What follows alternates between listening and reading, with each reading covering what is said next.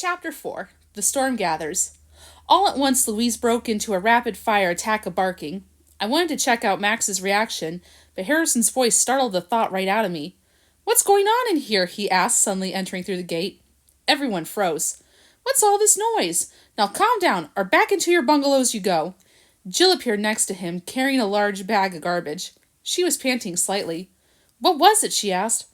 "Oh, nothing. Just a dogfight, I guess," Harrison said. Dogfight, I thought. What a quaint expression. I wondered if people ever had dogfights. As Harrison and Jill turned to go, Jill tripped on the very rock I'd seen her trip over before. The bag of garbage flew out of her hands, spilling its contents all over the ground. Harrison jumped back as some of the debris landed on his shoe. "What a clumsy oaf!" he shouted. "Can't you do anything right?" Jill's face turned red, and I could see tears coming to her eyes as she spoke. "Well, aren't you Mr. Perfect all of a sudden?" she asked, her voice quavering. "If you weren't pushing me so hard, I wouldn't be like this in the first place." "Maybe if you weren't like this in the first place," Harrison retorted, "you wouldn't think I was pushing you so hard." Jill's mouth fell open. After a moment she spoke. "And maybe you'd like to work by yourself the rest of the day." Okay, Harrison replied in a softer voice. "I'm sorry. Come on, let's forget it and clean this up." Jill, sniffling back her tears, knelt in silence and began shoveling tin cans and bottles back into the plastic bag. "I'm sorry too," she said quietly. "I'm just tired. It's not your fault." They finished their task in total silence. We all sat motionless, watching them. I guess people do have dog fights, I thought. Just before they went out the gate, Harrison turned back to us and said, "Now keep it down in here." And once again, we were left to ourselves. I turned to Max, but saw that he and Georgette had wandered off. Their heads were very close together. Taxi was watching them too, and seemed to be annoyed. When he noticed me looking at him, he said, "A fine thing," and walked away in a huff. Suddenly, I found myself alone. I could feel that a light rain was beginning to fall, and a second crack of thunder announced that the storm was about to break again. Not knowing what else to do, I headed back to my bungalow in hopes that Chester might be around to talk. I guess I was so lost in thought that I never saw them, but when I was almost to my bungalow, I tripped. Looking down, discovered that what had crossed my path were two long, low dogs, that likes of which I'd never seen. As politely as I knew how, I spoke. "Please forgive me for tripping over you," I said. Not at all," said one. "Indeed, it was our fault for—" Yes, said the other, "for walking in your way." "We weren't watching," said the first. "Where we were going," concluded the second. There was a moment's silence, and I looked them over. They were almost identical, and though one had a slightly higher-pitched voice than the other, they spoke as if one mind were encased in two bodies. Their heads did not stop bobbing up and down. "I'm Harold," I said. "Howard," said the one with the lower-pitched voice. He nodded his head once. "And Heather," said the other, as she nodded her head crisply. "We're out for a stroll," Howard continued, as if he owed me an explanation. "We do like a stroll. Of course, Heather here isn't up to—" Now, Heather said, cutting Howard off. "No need to go into all that, is there?" She smiled vaguely in my direction, and our conversation drew to a halt. The rain began to come down more heavily then. I was more than a little relieved to have a reason to excuse myself. "Well, it was—" I began.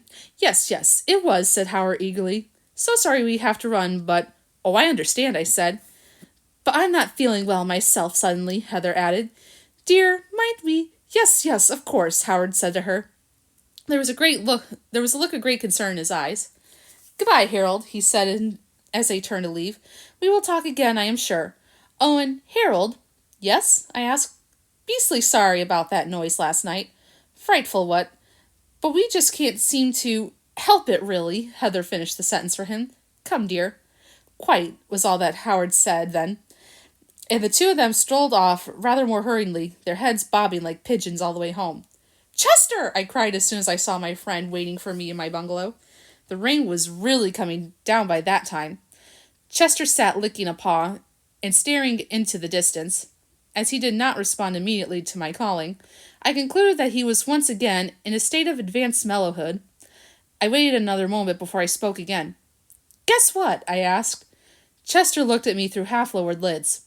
Harold, you know I hate it when you do that, he said. When I do what? When you say, guess what, he replied with faint disdain. How am I supposed to guess what when I don't even know where you're coming from? Oh, sorry, I answered. There was a pause. Harold, he said quietly after a moment. What? I think we've established that I'm not going to guess what. So why don't you tell me what's going on your mind, I have a lot to think about, however, and I don't wish to be distracted by trivia. Oh, I don't think this is trivia, I said, though I couldn't be sure since I didn't know what trivia was. It has to do with these two dogs I just met named Howard and Heather. They said they were sorry about the noise last night. Do you think they were the ones who... Is that all? Chester said sharply, interrupting me. I figured that out long ago. You figured what out? I asked. I haven't figured anything out, except it was Howard and Heather who had been howling all night. That Howard and Heather are werewolves. I couldn't help myself. I chuckled at the thought of those two little dogs being werewolves. To me, they looked more like sausages with legs. I told Chester so. Dachshunds, he replied. Gesundheit. I didn't sneeze, Harold. Oh, but you said dachshunds. Gesundheit. Harold, put the etiquette on the shelf for a minute and listen to me. Howard and Heather are not sausages. They are a kind of dog called dachshunds. Because of their long hair, I am assuming they're what is known as wire-haired dachshunds. But you said they were werewolves.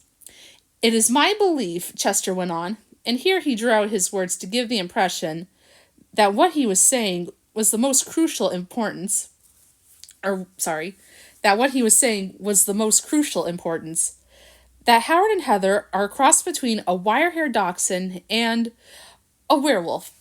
He paused and looked at me to check out the impact of what he was saying. There was none. With a slight tremor in his voice, he added, a most vile and dangerous combination. I yawned. I knew Chester well enough to know when to respond and when to yawn. This was definitely a time to yawn. You don't believe me, do you? Chester asked. Well, it doesn't matter, Harold. This isn't the first time you've chosen to ignore my warnings, and I'm sure it won't be the last. Just let it be said that Howard and Heather are to be watched. If you ask me, I replied, Lyle is the one to watch. Now there's a basket case. Chester agreed that Lyle was worthy of observation, for he too had witnessed the scene earlier with Louise. Indeed, he concluded, I'd say all of the guests in this establishment deserve our careful attention. There is an undercurrent of tension here, Harold. He looked out at the pouring rain and the darkening sky. An undercurrent that will one day erupt with a sudden and terrible force. There was a loud explosion of thunder. I jumped. The storm gathers, Chester commented dryly as I landed. What shall we do? I asked. Nothing to do. Nothing to do but wait. He laid down then and closed his eyes. Meanwhile, I'm going to get some sleep, while I still can. Mind if I join you? I asked, not wanting to be alone. Not at all, Chester said, making room for me next to him on the rug. I was thinking how hospitable he was being, when I realized we were in my bungalow. Just one favor, Harold. What's that, Chester? When you dream? Yes. Try not to smack your lips all the time, will you? It drives me crazy. So promising. I fell into a deep sleep. The next thing I remember was the deafening crash of thunder that awakened us. Chester jumped up and ran to the door. It's dark, he cried. Max and Taxi were in the center of the compound, barking loudly. What's going on? I called out. They're late with dinner, Max responded. He and Taxi began barking again as Georgette ran out and joined them. I noticed how she cuddled up next to Max's side, and immediately my heart ached for Louise. Since my attention went rather quickly to my stomach, however, my heart didn't ache for long. What do you think has happened? I asked of Chester. I can't go without food. Dogs aren't meant to be starved. Cats are different. Cats can live off their own fat, but dogs are... Try living off the fat on your brain, Chester said, cutting me off. Just then the door to the office swung open, and Jill and Harrison rushed out. Jill was wearing an orange slicker, and Harrison carried an umbrella that quickly turned itself inside out, doing neither him nor our dinners any good. I made a mental note to complain about the service, but later. At the moment, all I cared about was that our food was here at last. The storm was in full force, the wind lashing the rain against us. Harrison and Jill scurried about, quickly calling to each other across the compound. I couldn't hear everything they said, but I did pick up snatches of conversation. Can't understand how we let this happen, Harrison was saying. We've never been late before. It's your fault, you know. I told you to keep your eye on the clock. My fault, Jill answered. You're the one who insisted that we clean the office after we finished the shed. Push, push, push. Okay, Jill, Harrison said with an exasperated tone in his voice. Give it a rest, huh? Give it a rest, he says, Jill muttered to himself. He doesn't know the meaning of the word. Then turning her attention to us, she said, Oh, you poor things. You must be starving. Sorry, sorry, she kept saying to everyone. Sorry, as she put down the food dishes and scurried back into our bungalows.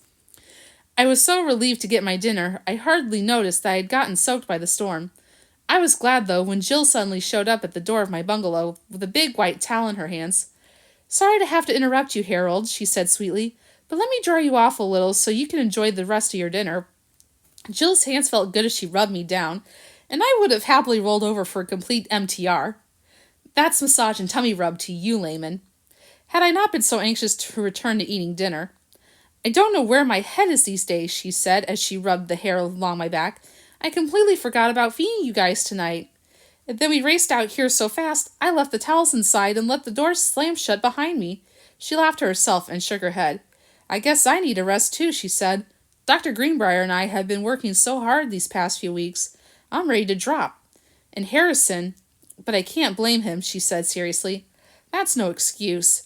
It would be awful if something happened just because I let myself get a little tired and careless. Jill, Harrison called. I finished drying the rest of them. I'm going back in. Okay, Jill shouted back above the din of the rain. I'll be right there. She turned to me and scratched me behind the ears. Okay, Harold, that's it. Enjoy your dinner now and get a good night's sleep. Night-night. And she was gone. I liked Jill, I thought, as I plunged back into my food. She was clumsy and forgetful, it was true, but she seemed nice enough. As for Harrison, well, I wasn't sure what to make of him. There was something about him that made me nervous. Besides anybody who preferred reading comic books to chewing on them was a little suspicious, or was a little suspect in my eyes. Sorry, guys. Later that night, I tried to sleep, but the raging storm and the determining howling of Howard and Heather kept startling me awake. And then I started thinking about what Chester had said earlier. What were his exact words? Something about an undercurrent of tension that would one day erupt with a terrible force? What could he mean? I wondered. Little did I imagine then, tossing and turning in my sleep, that the terrible eruption Chester had predicted had already occurred. What do you guys think's going to happen? Comment down below your thoughts. Join me for the next chapter.